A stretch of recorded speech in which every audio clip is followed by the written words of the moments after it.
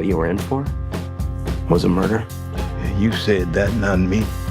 They ran 300,000 copies. Your books change people's lives. They're offering $4 million for movie rights. Yes! The dumber I behave, the richer I get.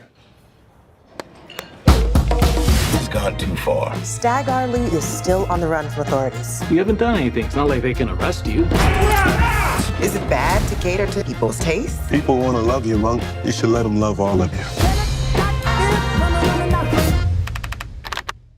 Hey, Jennifer Walden here for Mix Presents Sound for Film Awards Season 2023. Joining me to talk about Amazon MGM Studios' new film, American Fiction, are award-winning supervising sound editor Mandell Winter, 5-time Emmy-winning composer Laura Karpman, and picture editor Hilda Rasula, ACE. Hey, everyone. Thanks so much for being here to talk about American Fiction with me. Hi. Thanks. So American Fiction is the story of a writer, Monk Ellison. So of course, the words, the dialogue, the interactions of the characters are paramount. So actually, let's start with the dialogue. Mandell, how did you help to protect these performances on the sound editorial side? Like having these performances be the main focus, how did that impact your choice of backgrounds and effects and Foley? It was all about richness of voice to start with. Everyone has such beautiful voices that we wanted to really make sure that we could understand everything. And in doing that, we didn't want to paint with a large palette. We wanted to keep everything very subtle and still play with like the noise of the city, but then also the tranquility of the beach house. Also going for the internal sounds of Monk being in Monk's head and in his imagination. So we played with a lot of that. It's the fine tip brush. The soundtrack actually starts in the Avid.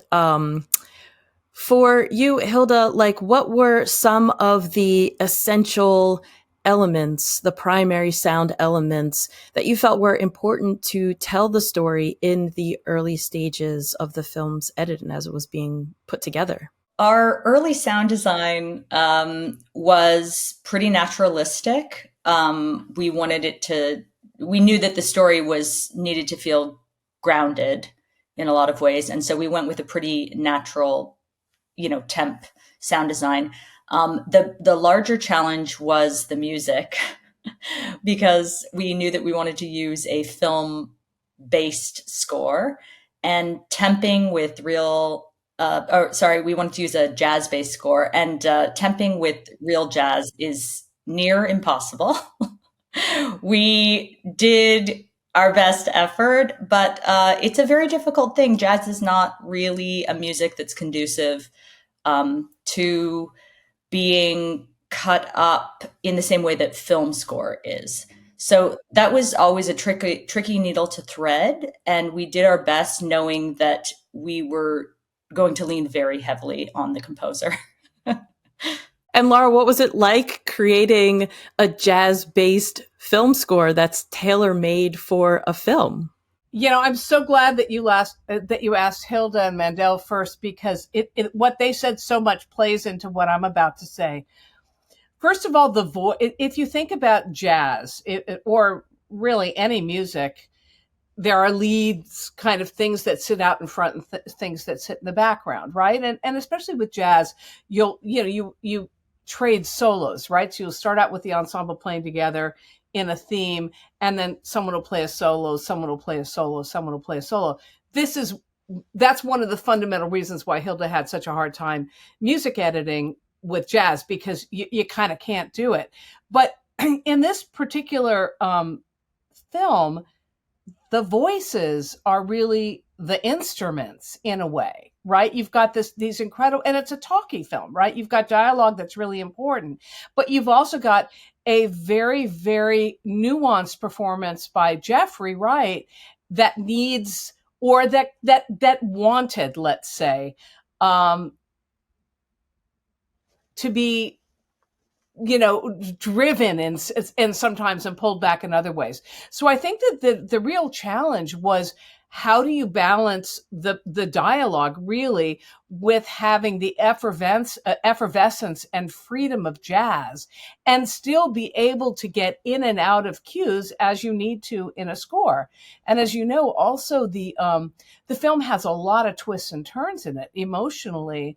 There's comedy, there's satire, there's tragedy, there's the total of the human experience captured in this 2 hours of film. And so the score has got to stay stylistically hewed to jazz, but also has to really incorporate the tools of film scoring as well.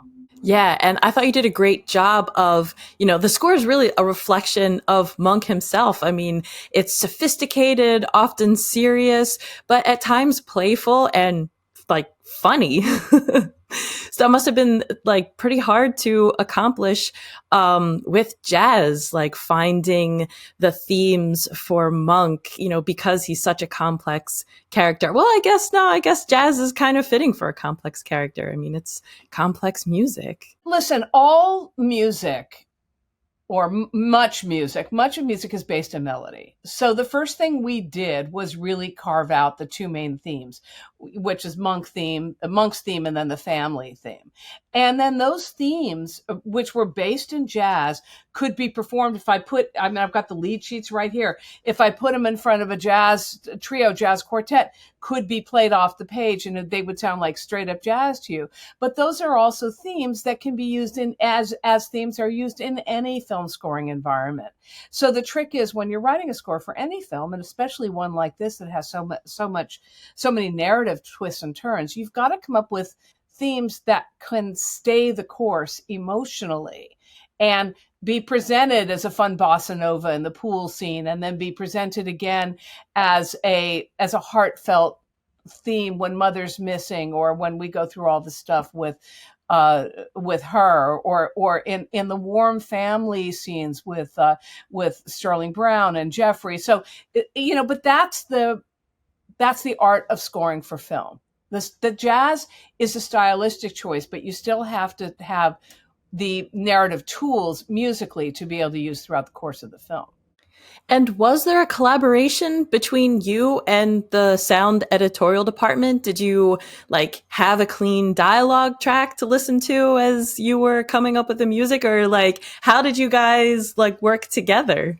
Well, my favorite, I have to say, I think it was my favorite moment of the whole process was with Hilda. And as you can see in my studio, everybody's kind of lying down, and Cord would come in the studio and take the middle thing and just lie down. And Hilda was generally over there. And there was one thing where I'd worked on this cue a number of times, and it just wasn't working. The whole first act is really tonally shifting all the time. And so that was where we spent the most time. And at one point, Hilda got up and said, I can just move it. I don't think I can talk. And she started moving. And then I was at the piano, which is just right over there. And I just started playing behind her. She said, that's it, And so there are really those incredible moments. But we never have a clean dialogue track, I mean, you never really get that until you get the score on the stage with the magic that Mandell does, and things start to really come together. And when the music shows up, it's exciting for us because we're watching the movie in a whole new way. It's it brings everything together. It's one of my favorite parts of the process is being on the mix stage when everything comes together. And then you can start thinking of the film as a whole and get out of the nuts and bolts and start thinking, okay, is this serving this character? Is this serving the story? How can we do more or less? Yeah, I love that, Mandell. It's really on the mix stage, I think, that the film starts to come to life in a really tactile way. And that is because of the sound design and music. It's it's been living with the colors muted for a very long time because you're worried so much. You spend all your time agonizing for, so many months about story, character. And then you finally, once you've made so many of those decisions, you can finally get to the place where it's like taking the lid off a pot, and then it can, and then all the steam comes out, and then it can actually breathe and live with real music and real sound design. It's such a special thing. I love the mix stage. It's a very happy place for me. And we had such wonderful mixers too. Oh, we did. Yeah. Alexandra and Rich were just so great. They are amazing. I want to work with them forever. Post-production is so fun, I think, in film, because there are so many tools that are at your disposal, and many of which are invisible to a lot of people, and you start to see like things, problems that you might have had get fixed, other problems crop up, but it's this whole other life to filmmaking, which I think is I just love what I do. And I love watching the great, artisans around me. And the collaboration, because, I think in a way you asked, how do you guys carve out sonic space? Like really, those spaces have to be carved out. Like, when is music leading? When does sound design leading? When is dialogue leading? I mean, I would prefer to have a film with only music and images, but for some reason that never happens. It's really, really fun. And it never ceases to amaze me, especially like if I come into a playback, what happens and how much you can hear with proper mixing. That's the thing too, is that, humans can hear in layers. We can hear rich sonic landscapes. We do all the time. Like right now in this room, the fireplace is crackling. I'm talking. The dog will bark, God knows. And all these things will happen. And we're having a conversation and we can absorb all of this sonic information. But as filmmakers, we need to figure out how to give it to people, how we want to do those handoffs. And that is what's so magic about it. It's such a sleight of hand directing the audience's attention, it's all about pointing a spotlight of where and when and what you want to be feeling.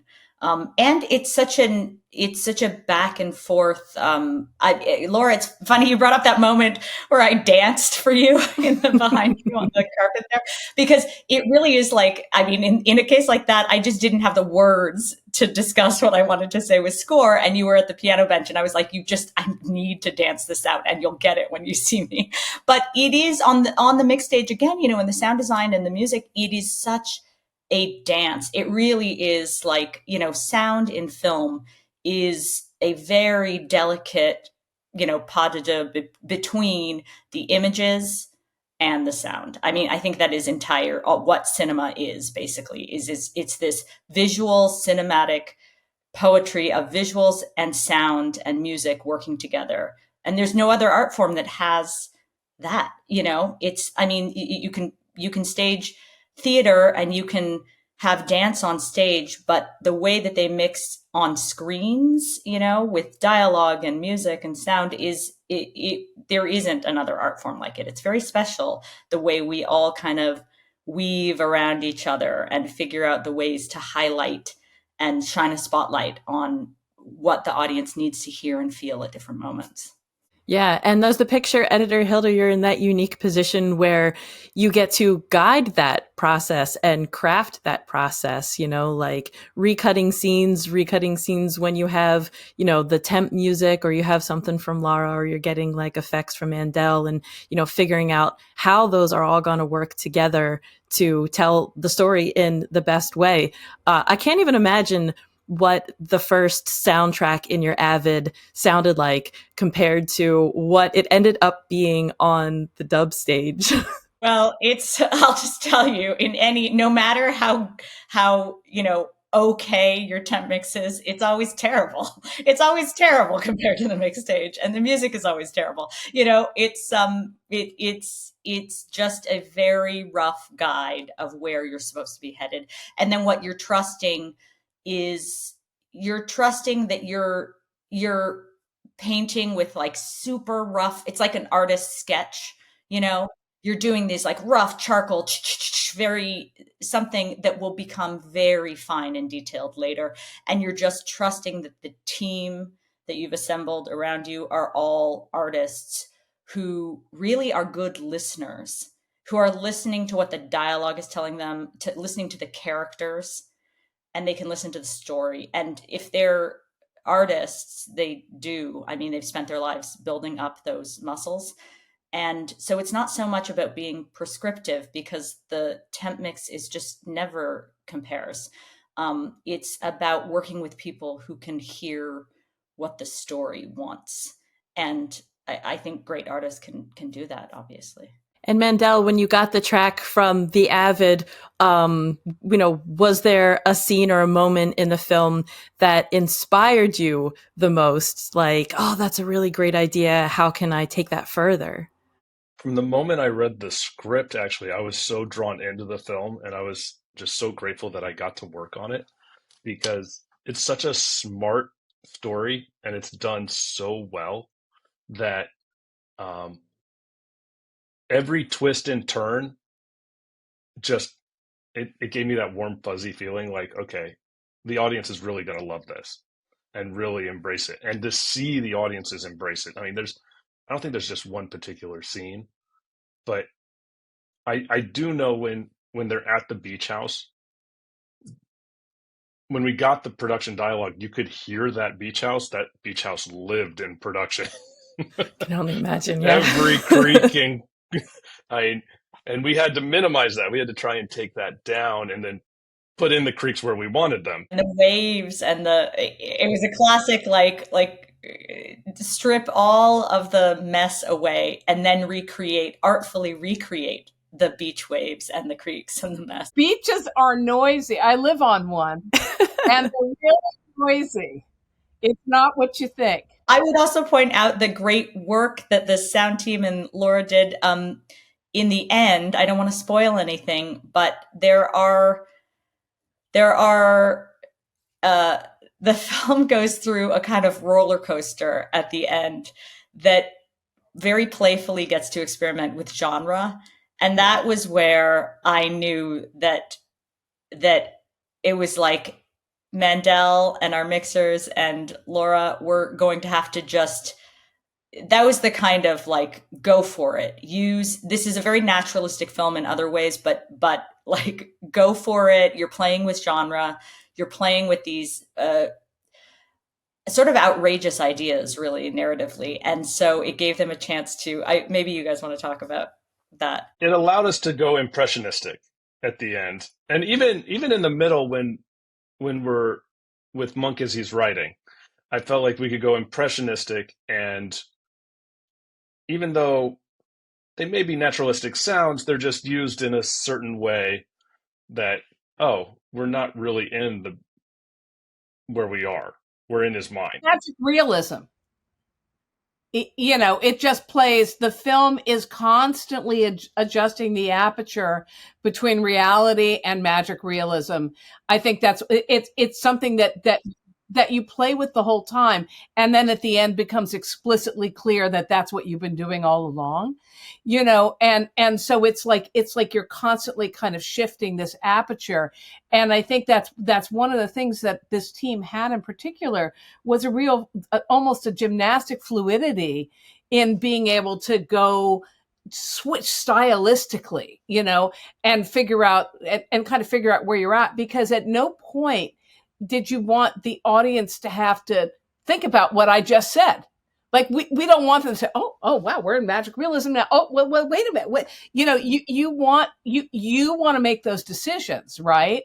Cord made those decisions. Hilda made the decisions. It's like, where are we at in terms of our aperture at this moment, so that we can guide an audience through these reality shifts, and sonically too, with sound design. How can we do that really effectively?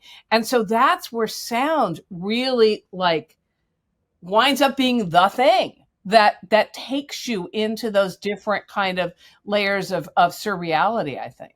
Yeah, there's so many creative things to think about on the dub stage, especially where the music is going to live, and, playing with perspective, and, where the effects are going to live. I loved the scene where, so just before that mother scene, he's in the house with his girlfriend, and you can hear like the housekeeper's voice like coming through the walls. So, just another great way of like playing with perspective in an emotional way. Like you really hear the terror in her voice there. And without having a clean performance, it's hard to make those creative decisions on perspective and creative decisions on where the music is going to sit, against the dialogue, because you're too busy worried about all the technical things. So yeah, great job to your team, Mandell, for like preparing the dialogue and getting it all ready for the stage so that you can make those creative decisions. So I just have one more question for you guys. There's so many great films up for an Oscar this year. What do you feel makes American Fiction kind of stand out in terms of editorial and, of course, in terms of the score? Why are we the best? Is that what you're asking? I thought the movie was fabulous, but but what do you feel makes it fabulous? I knew as soon as I saw this film, like literally when I walked out of the screening room before I had the job and Hilda said, "What do you think?" I said, "Okay, well, you're going to get Best Adapted Screenplays and Best Actor. I'm knocking. You want to talk about the music now?"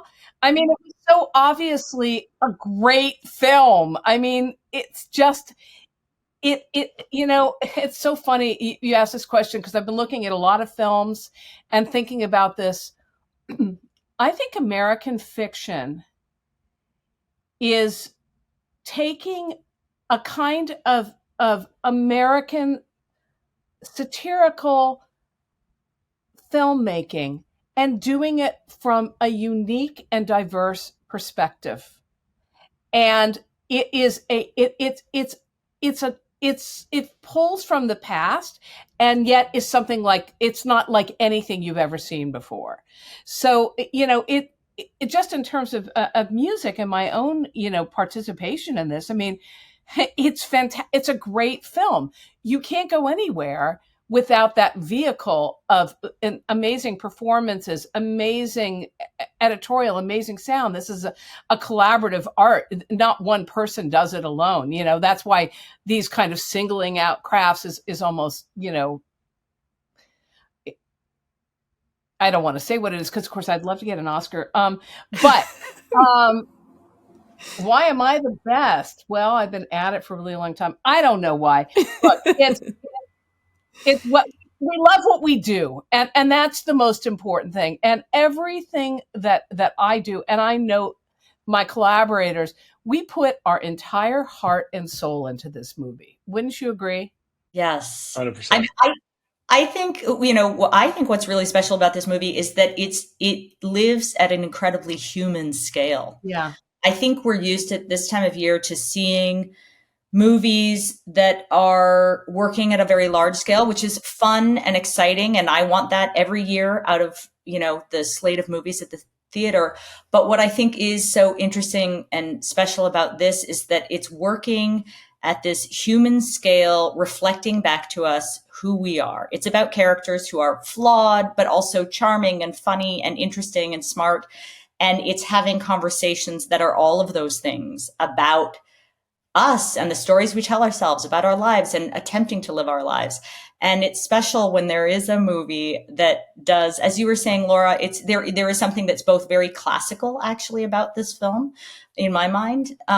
And then is managing to also do something different and unique and have a really current conversation, while playing on these very classical themes about family, dating, what it means to be an artist in the world and struggle to find your voice, so it's special for me. I mean, I love these kinds of movies. So for me, it's special when there is a movie that's working at that scale with those themes and that manages to reflect something of ourselves back to us.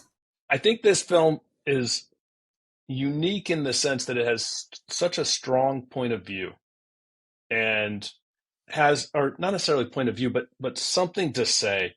And it says it in a new way and pokes fun at ourselves and at the world and how we all need to be a little bit more aware of where we sit. It pokes fun but not in a mean way. It's I think Cord said it best on the mix stage, where it's satire without being a farcical. It's one of those things where it hits, but it doesn't hit below the belt. It's just such a smart film that I think just rises to today.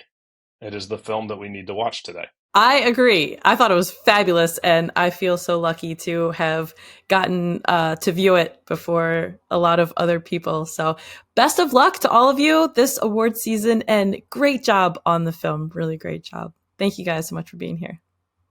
Thank you, you. Jennifer. Thank you.